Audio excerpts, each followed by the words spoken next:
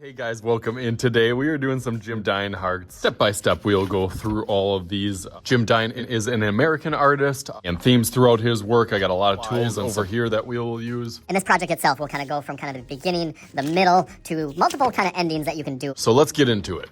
For these pictures, you can use whatever kind of piece of papers that you want. A little bit thicker that you're going to add some paint to, or it's just thinner that you're going to do crayons or pastels. You choose what works for you. I'm going to use this just randomly in some of my overflow ones. And then on the sheet of paper, you can put it kind of wherever that you want. You can do a certain style. Like I said, I think this one I'm going to try a little bit more swirly with my design. Sometimes you can use the side. A little bit more coverage, or you can just use the front of it and really kind of push down to get some of those really rich colors and over the top of them, or just kind of mixing them together. So I'm going to go through that a little bit quicker.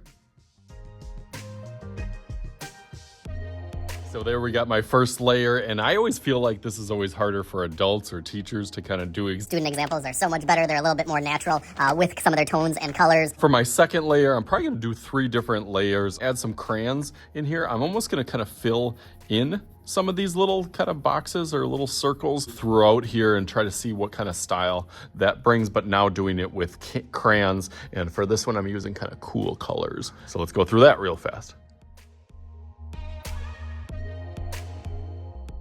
And now we got 2 layers. I'm gonna go through with 1 more layer. This style does really make me think of an old project that I used to do with Jackson Pollock too. Jackson Pollock had a lot of abstract expressionism and filling the whole sheet of paper. So really you can't too much see the sheet of paper that you are using by the time you're done. That was always a goal. So let's zoom past our last step.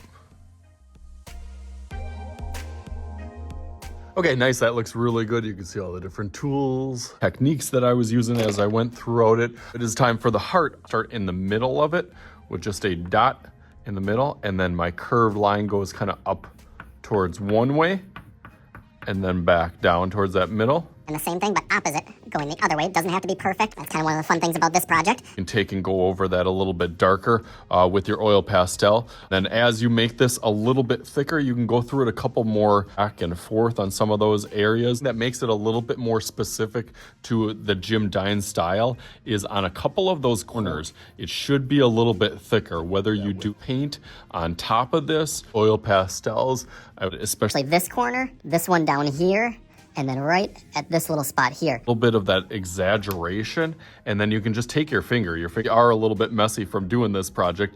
Pull those into each other, and what it does is it almost creates like an optical illusion of it being like a 3D heart. The little trick of this project is to make it pop out a little bit on this side. This one over here, you can do that same thing.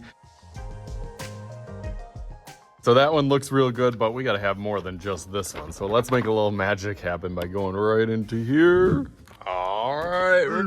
So there you can see kind of the variety of different tools, materials, and styles that you can do with this, from that basic kind of plain paper, and then adding kind of that layer by layer by layer on top of there really starts to finish it up. I could see this even with kind of some crayon resist or oil pastel resist with some kind of temper cake or paints. I think would look really, really cool with some of the different techniques. Had fun with this as always. So I am Mr. Shooty. This is Mr. Shooty's Art Channel. We'll talk to you guys later.